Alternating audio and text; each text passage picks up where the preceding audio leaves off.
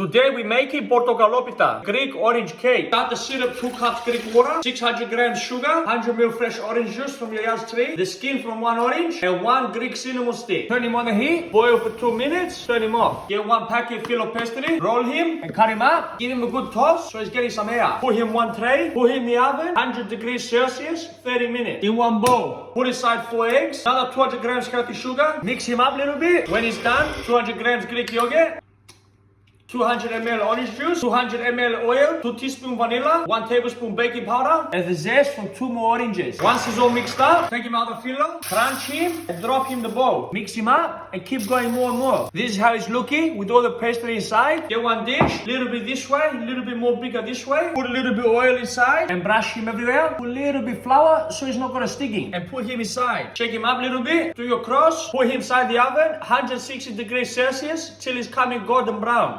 40 minutes, it's done. Put the cold syrup on the hot cake. Don't worry, she's very thirsty. And leave her drinking for 30 minutes. Cut her up. Look how moist and fluffy she is.